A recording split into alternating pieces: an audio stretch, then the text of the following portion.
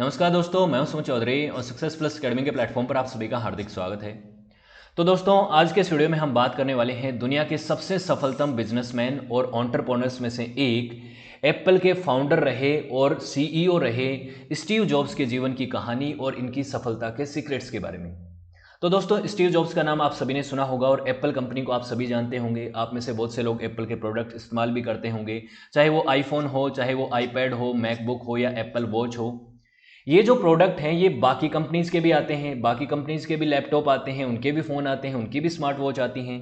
लेकिन क्या ऐसी खासियत है जो कि एप्पल को दुनिया की सबसे बड़ी टेक कंपनी बनाती है और दुनिया में सबसे ज़्यादा यूजर्स जो हैं वो लगभग एप्पल के ही आपको देखने को मिलते हैं। एप्पल को एप्पल क्या बनाता है? इसकी एलिगेंट बिल्ड क्वालिटी जो सिंपल है और बहुत ही ज़्यादा यूजर फ्रेंडली है, इसकी प्राइवेसी के फीचर्स, इसकी डेटा सिक्योरिटी या फिर इसके लिमिटेड फीचर्स। कारण बहुत सारे हो सकते हैं, लेकिन जो भी रीजन हो, जो भी चीज़ एप्पल को बाकियों से अलग बनाती है और जो एप्पल की लेगेसी को बाकियों से अलग करती है, उसका जो सबसे बड़ा कारण है वो है स्टीव जॉब्स और इनकी लेगेसी। स्टीव जॉब्स के जो विजन थे जिसके आधार पे एप्पल कंपनी रन करती है और Apple company through out the time चलती आ रही है, उसी की वजह से आज एप्पल को आप एप्पल देखते हैं, बाकियों से अलग देखते हैं। थोड़ा सा जानते हैं स्टीव जॉब्स के विजन के बारे में, उनके कुछ कोट्स जानते हैं जिससे हमें पता चलेगा कि किस तरीके का व्यक्ति था ये आदमी। इनका एक फेमस कोट है और बहुत ही पॉपुलर कोट है, stay hungry and stay foolish. इसका क्या मतलब है? क्या आदमी को भूखा रहना चाहिए और मूर्ख बने रहना चाहिए? क्या यही इसका सिंपल मतलब है? नहीं। इसका डीप मीनिंग है कि देखिए, आप नॉलेज के लिए हंग्री रहोगे तो आप हमेशा उसको अटेन करने के लिए प्रयास करोगे। आप ये सोचोगे कि फुलफिल हूं, अब मुझे कुछ और नहीं चाहिए, तो आप उसके लिए पैशनेटली काम नहीं करोगे। स्टे फुलिश का मतलब ये है कि आप हमेशा अपने आप को ये समझिए कि आपको कुछ नहीं आता। अगर आप ये सोचेंगे कि मुझे सब कुछ आता है तो आप नई चीज़ जानने की कोशिश ही नहीं करेंगे। अगर आप अपने आप को मूर्ख समझेंगे तो आप दूसरों की बातों को सुनेंगे, उसकी बातों को समझेंगे और नया नया चीज़ें जो है नॉलेज अटेन करेंगे। इसीलिए इन्होंने कहा कि stay hungry and stay foolish, ये बहुत ही पॉपुलर इनका कोट है। इसके अलावा इन्होंने और भी कई बातें कही, जैसे इन्होंने कहा, your time is limited, so don't waste it to living someone else's life. Don't be trapped by dogma, which is living with that result of other people's thinking. Don't let it the don't, don't let the noise of others' opinion drown out your own inner voice.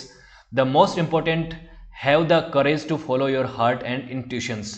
देखिए, basically क्या होता है दोस्तों, दुनिया भर में जो भी लोग बहुत सक्सेसफुल हुए वो दूसरे लोगों से एक या दो कदम आगे रहते हैं, वो समय से आगे होते हैं। और जो आदमी समय से आगे होता है, लोग उसको समझ नहीं पाते हैं और उसको कई बार तो पागल करार दे देते हैं कि ये तो बेवकूफ़ी भरी बातें कर रहा है, ऐसा थोड़ी होता है, ऐसी चीज़ें थोड़ी होती हैं। तो जो आदमी स्टीव जॉब था, ये भी इस तरीके का आदमी था। तो ये कहता था कि देखिए, अगर आपको सक्सेसफुल होना है, आपको कुछ अचीव करना है, तो दूसरों की बातों पे ज़्यादा ध्यान मत दीजिए, दूसरों के नॉइस पे ध्यान मत दीजिए। लोग आपको कहेंगे कि आपसे ये नहीं होगा, ये उसमें आप अपनी ओपिनियन देंगे, लेकिन उस नॉइस को आप दरकिनार करके अगर आप इतने कोरेजियस होकर अपने हार्ट को और अपने इंट्यूशंस को फॉलो करेंगे, तभी आप सफल हो पाएंगे। और आपका टाइम लिमिटेड है तो आप ये काम जल्दी से जल्दी कीजिए। एक चीज़ और, जैसा मैंने आपको कहा था कि Apple is so elegant and simple, बहुत ही सिंपल यूजर इंटरफेस है, लिमिटेड फीचर्स देता है, जो चीज़ें आपको चाहिए वह उतना ही देता है। तो इन्होंने कहा सिंपल। सिंपल के ऊपर इनकी क्या फिलोसॉफी थी? Simple can be harder than complex, you have to work hard to get your thinking clean and make it simple. Complexity तो बहुत कुछ होती है, कॉम्प्लेक्सिटी लगती है कि बहुत मुश्किल है, लेकिन सिंपल कॉम्प्लेक्सिटी से हट के, उसको कॉम्प्लेक्सिटी को सोल्व करके और सिंपलिसिटी की तरफ जाना एक मुश्किल टास्क है और इसके लिए आपको बहुत हार्ड वर्क करने की ज़रूरत है। अब स्टीव जॉब्स के 10 गोल्डन रूल्स की बात कर लेते हैं सक्सेस होने के लिए, इसके बाद इनकी बायोग्राफी पे आते हैं। इनके जो सक्सेस मंत्रा था उसमें इन्होंने कहा कि देखिए, don't live with a limited life. सीधी सी बात है, आप अपने दायरे को सीमित मत कीजिए। अगर आपने अपना दायरा सीमित कर दिया तो आप उससे ज़्यादा अपनी लिमिट्स को पुश नहीं कर पाएंगे और वहीं तक जाके एक लिमिट तक आप सक्सेसफुल हो पाएंगे। आपके अंदर एक पैशन होना बहुत ज़रूरी है, पैशन के बिना आप कुछ अचीव नहीं कर सकते। Design for your self. Design for your self का मतलब है कि कोई भी प्रोडक्ट आप मान लीजिए बनाते हैं, जैसे इन्होंने एप्पल बनाया, तो एप्पल प्रोडक्ट में इन्होंने इस तरह से उसको डिज़ाइन करवाया कि देखिए कि उसको उनको खुद यूज़ करना था। तो एक व्यक्ति जो कि टेक्नोलॉजी का अच्छा खासा उसको ज्ञान है, जो कि अपनी पर्सनल लाइफ को काफ़ी ढंग से चाहता है कि उसके पास जो गैजेट्स हों वो बहुत काम के हों, तरीके से बने हों, तो वो डिज़ाइन वो इस तरह से बनवाइए कि आप खुद सेटिस्फाई हों अपनी डिज़ाइन से। इसीलिए अगर आदमी खुद के लिए काम करेगा तो बेस्ट ही करेगा, बेस्ट करेगा तो उसका रिजल्ट भी बेस्ट निकल के आएगा। डोंट सेल क्रैप, कचरा मत सेल कीजिए। कि एक बार जब एप्पल से इनको निकाल दिया गया था, आपको पता ही होगा, तो वो आगे मैं आपसे डिस्कस भी करूंगा। तो उसके बाद एप्पल, जब ये बाहर थे एप्पल से, उस टाइम के बीच में एप्पल कुछ भी बेचने लग गया था, बहुत कुछ प्रोडक्ट बनाने लग गए थे। तो 1000 तरीके के प्रोडक्ट बनाने से अच्छा है लिमिटेड प्रोडक्ट बनाइए और अच्छे प्रोडक्ट बनाइए, तो कचरा मत बेचिए। Build a great team. Obviously अगर आपको अच्छा कुछ अचीव करना है तो आपकी टीम बहुत ही बेहतरीन होनी चाहिए।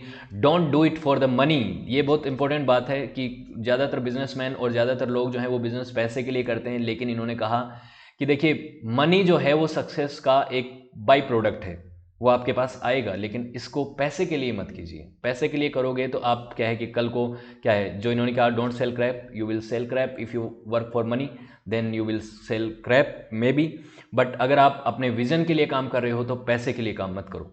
Be proud of your products. अच्छा काम करोगे, अच्छा बनाओगे तो उसके ऊपर प्राउड भी फील कीजिए, उनको तभी आप सेल कर पाओगे, तभी उसकी मार्केटिंग कर पाओगे। Build around customers. कस्टमर्स की नीड के अकॉर्डिंग बनाइए। और marketing is about values. Values अगर आप समझेंगे, आप अगर अपने विजन के ऊपर कंप्लीटली सेटिस्फाई हैं, आपने जो प्रोडक्ट बनाया है, तो आप उसकी मार्केटिंग ढंग से कर पाओगे। और final, stay angry and stay foolish. ये तो मैं आपको बता ही चुका हूं। ये इनके 10 गोल्डन रूल्स थे या सक्सेस मंत्रा इनको आप बोल सकते हैं। बट कौन थे स्टीव जॉब्स?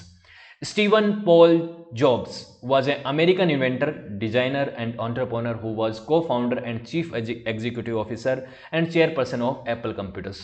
एप्पल कंप्यूटर के ये एक तरह से फाउंडर थे। 3 लोग थे फाउंडर, उनकी आगे हम बात करेंगे। और आज के समय जो एप्पल राज कर रहा है मॉडर्न टेक्नोलॉजी में, एक टेक्निकलॉजी में एक बहुत बड़ा मार्केटिंग हब बन चुका है, उसके कारण जो है वो कहीं ना कहीं स्टीव जॉब्स थे। आपको पता होगा एप्पल जो है वो दुनिया की सबसे पहले $1 ट्रिलियन कंपनी बनी थी। $1 ट्रिलियन कंपनी, सोचिए कई देशों की इकोनॉमी नहीं होती है। उसके बाद $2 ट्रिलियन कंपनी भी एप्पल ही सबसे बनी बाद पहले। आज के समय आप फेसबुक है, गूगल है, ये कंपनियां भी $1 ट्रिलियन और 2 ट्रिलियन के पास पहुंच रही हैं, आगे भी आ गई हैं, पहुंच भी गई हैं कुछ एक। लेकिन सबसे पहले ये मुकाम हासिल करने वाली कंपनी जो थी वो एप्पल थी। और उसके लिए स्टीव जॉब्स की जो लिगेसी है उसको समझना बड़ा इंटरेस्टिंग है और जानना काफ़ी आपके लिए वो भी होगा, प्रेरणादायी भी होगा। स्टीव जॉब्स की अगर जर्नी को अगर मैं बहुत ही शॉर्ट में बताऊं तो मैं आपको इस स्लाइड में बता देता हूं। 1955 में पैदा हुए, यूनिवर्सिटी के 2 स्टूडेंट्स के घर में इनका जन्म हुआ, लेकिन वो जो स्टूडेंट्स थे वो अनमैरिड थे, तो उन्होंने इनको अडॉप्शन के लिए छोड़ दिया। अडॉप्शन के बाद जॉब्स फैमिली से इनका नाम जुड़ा। उसके बाद शुरुआती समय से ये काफ़ी इंटेलिजेंट तो थे लेकिन डायरेक्शन लेस थे। और बाद में धीरे धीरे करके ये कॉलेज में गए, कॉलेज से ड्रॉप आउट कर दिया इन्होंने, अलग अलग क्षेत्रों में कई एक्सपेरिमेंट किए। उसके बाद इन्होंने एप्पल की फाउंडेशन रखी स्टीव वॉजनिक के साथ। स्टीव वॉजनिक इनके अच्छे खासे मित्र थे, 1976 में रखी। उसके बाद इन्होंने, जब इनको एप्पल से 1985 में निकाल दिया गया, तो इन्होंने पिक्सर एनिमेशन नाम की एक कंपनी जो है उसको लॉन्च किया। ये कंपनी भी पहले से थी लेकिन इसको इन्होंने खरीद के ये पिक्सल एनिमेशन स्टूडियो बनाया। उसके बाद 10 सालों बाद ये 1997 में जो है एप्पल में फिर से आ गए। और उसके बाद 2011 में जब इनकी डेथ हो जाती है पैनक्रिया कैंसर से, तब तक ये एप्पल में ही काम कर रहे थे। ये इनकी शॉर्टेस्ट जर्नी मैंने आपको बता दी। लेकिन अब हम बात करते हैं इनकी पूरी लाइफस्टाइल और पूरी लाइफ की जर्नी की। सबसे पहले बात है कि 24 फरवरी 1955 को 2 यूनिवर्सिटी स्टूडेंट थे, जॉन स्कैबली और सीरियन बोर्न जॉन जैंडाली। इन दोनों के घर पे इनका जन्म होता है। घर पे तो क्या, ये यूनिवर्सिटी स्टूडेंट्स होते हैं, ये लव में होते हैं और इनको शादी से पहले ही स्टीव जॉब्स का जो है जन्म हो जाता है। स्टीवन जो है, अब इनके अनमैरिड पेरेंट्स और कम उम्र के जो स्टूडेंट्स थे उनके घर पे पैदा हो गया। वो एक बच्चे की जिम्मेदारी उठाने के लिए काबिल नहीं थे या अपने आप को काबिल नहीं समझते थे, इसीलिए उन्होंने इनको अडॉप्शन के लिए दे दिया, गिव अप कर दिया अपने बच्चे के ऊपर। अडॉप्ट किसने किया? पॉल और क्लारा जॉब्स ने, जिनको ये हमारी अपनी ज़िंदगी में हमेशा रियल पेरेंट्स ही मानते थे। स्टीव के पिता जो पॉल हैं, देखिए स्टीव जॉब्स ने अपना पूरा नाम भी क्या रखा, स्टीवन पॉल जॉब्स, इनके पिता का नाम इन्होंने बीच में इस्तेमाल किया। तो पॉल जो हैं वो अपने इलेक्ट्रॉनिक्स के एक गैराज में काम करते थे और शुरुआती समय से ही वो अपने बेटे यानी स्टीवन जॉब्स को अपने साथ रखते थे। तो स्टीवन का काफ़ी शुरुआत से ही इलेक्ट्रॉनिक्स और डिज़ाइन में इंटरेस्ट बनने लग गया। उसके बाद ये जब एजुकेशन की तरफ जाते हैं तो लोकल स्कूल कैलिफोर्निया में पढ़ते हैं। उसके बाद ये रीड कॉलेज ऑफ पोर्टलैंड जो कि ओरेगोन में है, यहाँ पे एडमिशन लेते हैं। बहुत अच्छे होते हैं पढ़ाई में, एक ब्रिलियंट स्टूडेंट होते हैं, ऑब्वियसली ब्रिलियंट माइंड होते हैं। इस उनके स्कूल के समय में इनके स्टूडेंट टीचर जो हैं वो कहते हैं कि इनको एक आध क्लास आप ड्रॉप वो भी कर सकते हो, बीच में स्किप भी कर सकते हो, लेकिन इनके पेरेंट्स उसके लिए मना कर देते हैं कि नहीं, ऐसा नहीं करेंगे। बहुत एक्सीलेंट होते हैं, लेकिन जो एक आप सभी जानते हैं कि हर एक एजुकेशन सिस्टम होता है, उसमें हर कोई आदमी जो है कंपैटिबल महसूस नहीं करता है। इनको वो एजुकेशन सिस्टम इतना पसंद नहीं आ रहा था, इन्होंने स्कूल कॉलेज को ड्रॉप आउट कर दिया, शुरुआत में ही ड्रॉप आउट कर दिया। और ड्रॉप आउट करने के बाद कुछ समय के लिए इन्होंने कैलीग्राफिक कोर्सेज भी परस्यू किए। कैलीग्राफिक कोर्सेज क्या होते हैं, देखिए देखिए, ए लिखना है, ए को ऐसे भी लिख सकते हैं, ए को ए भी ऐसे भी लिख सकते हैं, ए को ए ऐसे भी लिख सकते हैं। ए को लिखने के कुछ भी तरीके हो सकते हैं। ये जो अलग अलग तरीके होते हैं कैलीग्राफी कहलाते हैं। मतलब जितना सुंदर तरीके से आप किसी चीज़ को लिख सकते हैं डिजाइनिंग तरीके से, वो कैलीग्राफी होती है। अब मैंने इतना अच्छा नहीं लिखा, लेकिन इन्होंने कोर्सेज लिखे और उसका इनके जीवन पे काफ़ी इम्पैक्ट भी पड़ा। ये किसी भी चीज़ को लेके बहुत उसकी एलिगेंसी और उसकी डिज़ाइन को लेके बहुत ही सचेत रहते थे कि कोई चीज़ ए कैसा लिखा जाएगा, कैसे कलर में होगा, कैसे उसका कलर हो, उसका फॉन्ट होगा, सब चीज़ों के ऊपर बड़ा ध्यान देते थे। ये चीज़ें इन्होंने यहाँ पे सीखी। उसके बाद इनका इंडिया से एक लिंक आता है, ये भी काफ़ी इंपॉर्टेंट है। स्टीव जॉब्स भारत में आते हैं 1974 में अपने एक मित्र डैनियल कोर्टे के साथ। और भारत में किस चीज़ के लिए आते हैं, स्पिरिचुअल इनलाइटनमेंट की सर्च में आते हैं। आप जानते हैं कि वेस्टर्न फिलोसॉफी और ईस्टर्न फिलोसॉफी में काफ़ी डिफरेंसेस हैं। ईस्टर्न फिलोसॉफीज में आप जानते हैं बुद्धिज्म, जैनिज्म, टाओइज्म और ये सब जो फिलोसॉफी हैं, भारत चाइना की तरफ आप जाओगे अलग अलग फिलोसॉफीज आपको मिलेंगी। तो ये फिलोसॉफीज़ को सीखने के लिए भारत में आए और भारत में आके इन्होंने जो नीम करोली बाबा हैं, किंची के नीम करोली बाबा जो हैं, ये नीम करोली बाबा हैं, इनका आश्रम में इन्होंने आके भारत में एक तरह से स्पिरिचुअलिटी का ज्ञान प्राप्त करने के लिए इनके आश्रम में आए थे। ये तो मर चुके थे बाबा, तो नीम करोली बाबा, तो उसके बाद ये आए थे यहाँ पे। उसके बाद इन्होंने बुद्धिज्म और ईस्टर्न फिलोसॉफी के बारे में काफ़ी कुछ यहाँ पे अध्ययन किया। और इन्होंने बाद में बताया भी कि ये जो काउंटर कल्चर एक्सपीरियंस था, काउंटर कल्चर एक्सपीरियंस मतलब वेस्ट और ईस्ट की जो दोनों की फिलोसॉफी को इन्होंने समझ लिया था। ये इनकी लाइफ में बहुत ही इनको वाइड पर्सपेक्टिव देने में और इनको बिजनेस में आगे बढ़ने में काफ़ी मदद भी करता है आने वाले समय में। तो भारत के साथ आने में भी इनकी एक भारत में आने में भी इनकी एक भूमिका रही है। उसके बाद ये अपने मित्र स्टीव वोजनिक और स्टीव जॉब्स की कहानी कैसे शुरू होती है इसकी बात करते हैं। ये स्टीव जॉब्स हैं, ये स्टीव वोजनिक हैं, और इन्होंने शुरुआत में एप्पल की शुरुआत करी थी। कैसे करी थी इसकी बात करते हैं। देखिए, एप्पल की शुरुआत 3 लोगों ने की थी, स्टीव जॉब्स, स्टीव वोजनिक और रोनाल्ड वेन। इन्होंने एप्पल कंप्यूटर की फाउंडेशन रखी थी 1976 में। लेकिन 1971 में ये वोजनिक से मिल चुके थे। वोजनिक के साथ मिलके इन्होंने देखा था कि वोजनिक में काफ़ी स्किल्स हैं, वो एक अच्छे टेक्नीशियन हैं और अच्छे से वो काम कर सकते हैं। तो इन्होंने उसके बाद 1974 में स्टीव वोजनिक के साथ मुलाकात करी। उसके बाद अपना विजन शेयर किया कि हमें कुछ काम करना है। शुरुआत में अटारी कंप्यूटर्स में काम करते थे, तब वहाँ पे एक कंप्यूटर इन्होंने बनाया था। लेकिन बाद में इन्होंने एक नई खुद की कंपनी शुरुआत कर ली जिसको एप्पल कंप्यूटर कहा गया, और अपने पेरेंट्स के गराज से इन्होंने सबसे पहले कंप्यूटर्स को सेल करना शुरू किया था। यहाँ से शुरू हुआ था। स्टीव जॉब्स ने अपने पिता के गैराज से एप्पल कंप्यूटर की फाउंडेशन रखी थी। काफ़ी इंटरेस्टिंग लगता है ना, ये सुनने में काफ़ी ऐसा लगता है कि वाव। और ये बात कई बार बताई जाती है हमें। अब देखिए, ये बात मैंने आपको बता दी। फाइनली 1980 के दशक तक आते आते इन्होंने काफ़ी अचीवमेंट्स किए थे। एप्पल 2 कंप्यूटर भी इन्होंने बना लिया था, 700% का इनको इंक्रीजमेंट भी हो चुका था, 139 मिलियन डॉलर की इनकी कंपनी की वर्थ हो चुकी थी। फाइनली 1980 में एप्पल कंप्यूटर ने अपना IPO लॉन्च किया। IPO लॉन्च किया तो ये पब्लिक कंपनी बन गई, एक तरह से पब्लिक ट्रेड कंपनी बन गई, और 1.2 बिलियन डॉलर जो है इन्होंने उस समय मार्केट वैल्यू इनकी हो चुकी थी। और शुरुआत में 139 मिलियन है देखिए, और ये बिलियन में पहुंच चुके हैं। अब जॉब्स जो हैं वो चाहते थे कि उनका भी रोल हो, और वो एक मार्केटिंग एक्सपर्ट को अपनी फील्ड में एप्पल में CEO के तौर पे अपॉइंट करना चाहते थे। और उस समय एक फेमस नाम था जॉन स्कली। जॉन स्कली उस समय पेप्सी कोला के CEO थे, लेकिन इनको उन्होंने कहा, परस्यू किया और कहा कि आप आइए और एप्पल्स के CEO बन जाइए। एप्पल के CEO बनने के लिए जॉन स्कली मान गए। ये जॉन स्कली आगे चल के एग्जिट का रास्ता दिखाएंगे स्टीव जॉब्स को एक बार के लिए, एप्पल के लिए, एप्पल से बाहर भगा देंगे। देखिए इनके साथ क्या रिलेशनशिप इनके होते हैं, वो बताऊंगा मैं आगे। लेकिन आने वाले कुछ समय में, कुछ सालों तक एप्पल जो है वो एक्सपोनेंशियली एक्सपेंड करता है मार्केट में, खूब इंक्रीज करता है, अपने खूब कंप्यूटर बेचता है। 1984 में स्टीव जॉब्स ने अपना पहला, और इनकी टीम ने अपना पहला मैकिंटॉश लॉन्च किया, डिजाइन किया। मैकिंटॉश मतलब पहला वो पर्सनल कंप्यूटर इनका एप्पल ने जो बनाया था, जिसको अब तो मैकबुक आने लग गए, पहले मैकिंटोश हुआ करता था, ये इन्होंने बनाया। ये काफ़ी सक्सेसफुल रहा, कमर्शियली सक्सेसफुल रहा। लोगों ने अपने पर्सनल कंप्यूटर्स की तरफ ध्यान देना शुरू कर दिया। पहले आप जानते हैं कि पर्सनल कंप्यूटर बहुत हैवी हैवी हुआ करते थे, बहुत ज़्यादा बल्कि हुआ करते थे। अब एप्पल का ये टारगेट था, स्टीव जॉब्स का स्पेशली, कि इसकी डिज़ाइन को कैसे भी करके छोटा करा जाए, छोटा बनाया जाए, बिल्ड क्वालिटी सुधारा जाए, और बल्कि से इसको हम थोड़ा लाइट वेट बनाते हैं। धीरे धीरे करके इसके ऊपर ये काम करने लग गए। लेकिन उसी दौरान 1985 में धीरे धीरे एप्पल के बाकी एम्प्लॉयज़, स्पेशली जॉन स्कली और स्टीव जॉब्स के रिलेशंस जो हैं उनमें कुछ फ्रिक्शंस आने लग गए। दोनों के विजन्स में कुछ डिफरेंस आने लग गए, और Steve Jobs was a very hard person to work with.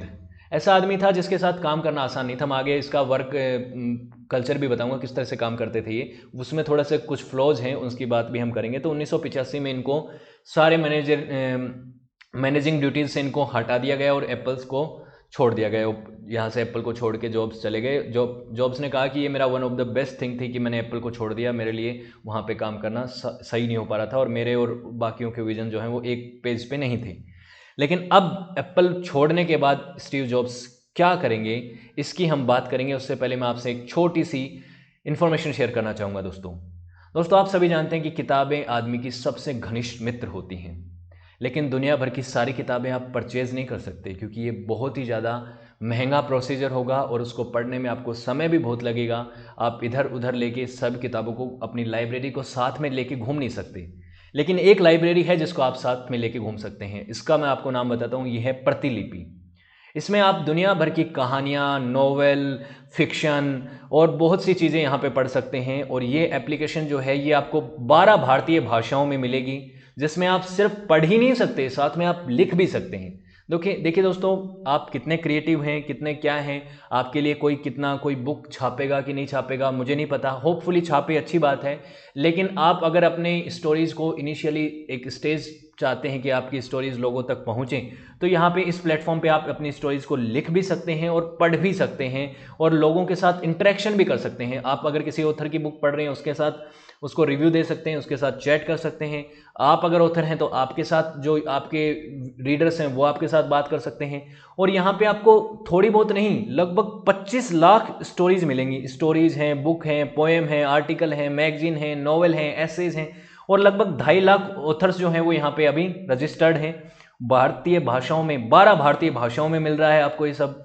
और आज के समय दुनिया भर में 2.3 करोड़ रीडर्स इसके जुड़े हुए हैं, कनेक्ट हो चुके हैं, और आगे चल के और भी जुड़ेंगे ही, ऑब्वियसली आप भी जुड़ेंगे। तो एक ऐसा प्लेटफॉर्म जो आपको पढ़ने और अपनी चीज़ों को पढ़ाने का दोनों का ऑप्शन देता है, इसको आप क्यों नहीं परस्यू करेंगे, ऑब्वियसली करेंगे। ऐसी चीज़ है यहाँ पे, जैसे कि हम बात कर रहे थे स्टीव जॉब्स की, तो ये बुक भी आप पढ़ सकते हैं, स्टे हंग्री एंड स्टे फॉलिश। क्या है इसके अंदर, क्या चीज़ें हैं, क्योंकि एक बुक को मैं पूरा एक वीडियो में नहीं बता पाऊंगा, लेकिन आप यहाँ पे जाके इसको पूरा पढ़ सकते हैं। ऐसी ही काफ़ी सारी किताबें, चाहे हॉरर बुक हो, चाहे साइंस फिक्शन हो, चाहे आप साइंस की बुक्स हों, बहुत सारी चीज़ें आप यहाँ पे, और कहानियाँ आप यहाँ पे जाके पढ़ सकते हैं। चाहे रोमांटिक कहानियाँ हों, बहुत सारी किताबें यहाँ पे पढ़ सकते हैं। और आप अगर इसका प्रीमियम सब्सक्रिप्शन लेते हैं तो आपको ये सब कुछ एक्सेस हो पाएगा, हर एक कहानी को आप पूरा पढ़ पाएंगे, और बहुत ही कम प्राइस में आपको प्रतिलिपि का प्रीमियम सब्सक्रिप्शन मिलता है। अगर आप मंथली सब्सक्रिप्शन लेते हैं तो 150 रुपीज़ में मिलेगा, और ईयरली सब्सक्रिप्शन लेते हैं तो ये 1500 रुपये का सब्सक्रिप्शन है। लेकिन अभी देखिए यहाँ पे ऑफर मिल रहा है आपको 999 का, तो ये भी आप परचेज कर सकते हैं। अलग अलग समय पे यहाँ पे ऑफर्स आते रहते हैं, उसको करिएगा। डिस्क्रिप्शन में मैं आपको प्रतिलिपि का लिंक दे दूंगा, वहीं से आप जाके सब डाउनलोड कीजिएगा। होपफुली ये आपको अच्छा लगेगा। उसके बाद अगर आपको अच्छा लगे तो आप मुझे कमेंट सेक्शन में बताइएगा भी कि कैसा लगा। तो read, right and get involve with प्रतिलिपि। अब बात करते हैं कि स्टीव जॉब्स ने जब एप्पल को छोड़ा, या फिर एप्पल से उनको जब निकाला गया, तो उसके बाद क्या किया। एप्पल छोड़ते ही स्टीव जॉब्स ने एक और नई कंपनी की नींव रखी, और ये इसका नाम था नेक्स्ट कंप्यूटर्स। नेक्स्ट कंप्यूटर्स बहुत ज़्यादा सफल नहीं हो पाई। हालांकि एप्पल ने इसको 1996 में खरीद लिया था $429 मिलियन में, ज़्यादा सफल नहीं हो पाई थी। लेकिन इसके कुछ फ्रेमवर्क थे, जैसे वेब ऑब्जेक्ट्स थे, जिसको एप्पल स्टोर में यूज़ किया गया बाद में, और आईट्यून स्टोर में यूज़ किया गया। जो आईट्यून को इनका स्टोर है म्यूजिक का, उस पर इन्होंने इसको काम में लिया। तो कुछ इसकी टेक्नोलॉजी ज़रूर एप्पल के काम आई, लेकिन स्टीव जॉब्स को नेक्स्ट कंप्यूटर ज़्यादा सफलता दिला नहीं पाई। उसके बाद स्टीव जॉब्स ने एक और कंपनी के अंदर काम किया। शुरुआत में इसको खरीद लिया था, पिक्सल कंप्यूटर, एक ग्राफिक कंपनी थी। ये एक ग्राफिक फिल्म प्रोडक्शन कंपनी थी जिसपे कई सारी फिल्में बनी हैं इसी टेक्नोलॉजी के आधार पे। जैसे डिज्नी की कुछ मूवीज़ हैं, जैसे टॉय स्टोरीज है, बग्स लाइफ है, फाइंडिंग नेमो है, ये काफ़ी पॉपुलर मूवी है। तो ये मूवीज़ जो देखते हैं, इसमें जो एनिमेशन इस्तेमाल किया गया वो पिक्सर का ही इस्तेमाल किया गया था, पिक्सर ग्राफिक कंपनी का इस्तेमाल किया गया था। और इसकी वजह से स्टीव जॉब्स को फिर से रेस्पेक्ट और सक्सेस मिली। अब 1996 का समय आ गया और उसके बाद एप्पल जो है कुछ गलतियां कर रहा था। एप्पल में जब स्टीव जॉब्स का विजन था तो चीज़ों को सिंपल रखना था, लिमिटेड रखना था, एलिगेंट रखना था, बल्कि नहीं करना था। लेकिन दूसरी तरफ अब एप्पल जो है पिछले एक दशक में काफ़ी ऐसी गलतियां कर चुका था जो कि एप्पल की मूल विचारधारा से अलग थी। बाकियों के साथ ही वो चलने लग गया था। अब उस समय आप जानते हैं कि एप्पल का जो सबसे बड़ा प्रतिद्वंदी था वो था माइक्रोसॉफ्ट। माइक्रोसॉफ्ट चल रहा था तो माइक्रोसॉफ्ट जैसे ही चीज़ें करने लग गया। तो 1996 में एप्पल ने फिर से कांटेक्ट किया यहाँ पे स्टीव जॉब्स से और इनको फिर से ऑफर कहा कि आप आइए सीईओ बन जाइए। ये वापस आते हैं 1996-97 में और उसके बाद अब जो है एप्पल के 1997 में जॉब जो है स्टीव जॉब्स जो है सीईओ बन जाते हैं और अब ये परमानेंट बन गए। और इन्होंने अपनी सैलरी कितनी रखी? $1 पर ईयर। सीईओ के तौर पे इन्होंने $1 की सैलरी रखी और इन्होंने अब वापस से आके काम करना शुरू कर दिया।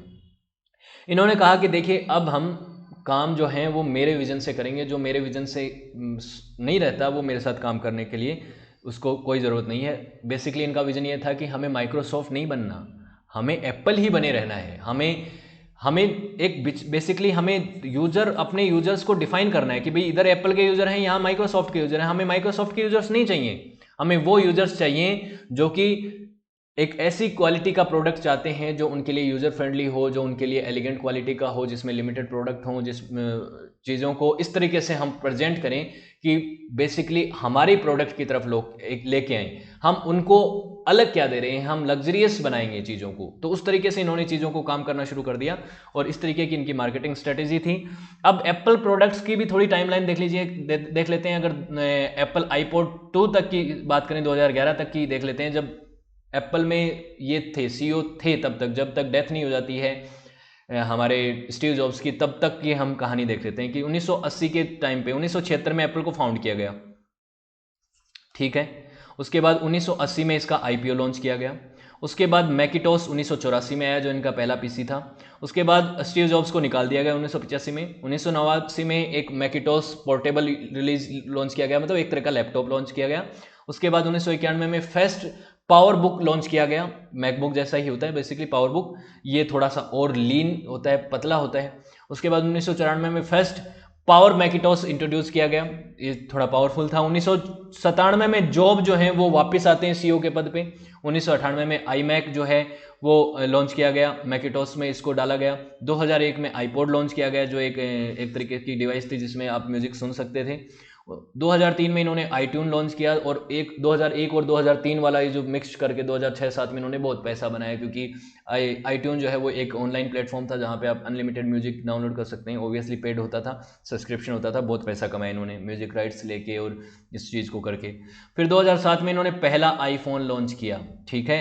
ये एक बहुत ही बड़ा रिवॉल्यूशन था इनकी फील्ड में। उसके बाद 2006 में इन्होंने मैकबुक प्रो और iMac जो है इसके पहले कंप्यूटर बने इंटेल चिप वाले। उसके बाद 2008 में इन्होंने एप्पल स्टोर लॉन्च किया। उसके बाद इन्होंने 2010 में iPad touch screen tablet launch किया। आईपैड आप जानते हैं आज के समय तो खूब पॉपुलर हैं, नई जनरेशन आ चुकी हैं इसकी, लेकिन इसकी सेकंड जनरेशन तक का जो काम है वो हुआ था स्टीव जॉब्स के एरा में। तो ये टाइमलाइन जो है और जो ग्राफ चला है एप्पल का, जिस तरीके से एप्पल को इन्होंने आगे लेके गए हैं, उसमें स्टीव जॉब्स की बहुत बड़ी भूमिका है।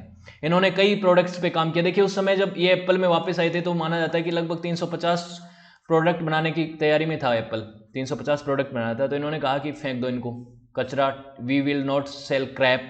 सिर्फ 10 प्रोडक्ट बेचेंगे और 10 प्रोडक्ट ऐसे होंगे जो मार्केट में कोई उस क्वालिटी का नहीं बेचता। तो ये एक इन्होंने मार्केट टेक्नोलॉजी में इवोल्यूशन लेके आए, रिवोल्यूशन लेके आए बेसिकली, और उसी की वजह से एप्पल जो है वो एप्पल है। और एप्पल की आप ग्रोथ देखिए, ये देखिए 1997 में 7 बिलियन, उसके बाद 98, 99 और ये चलिए 2011 तक यहाँ पहुँचा के चले गए थे 100 बिलियन से ऊपर इसकी मार्केटिंग वैल्यू हो गई थी।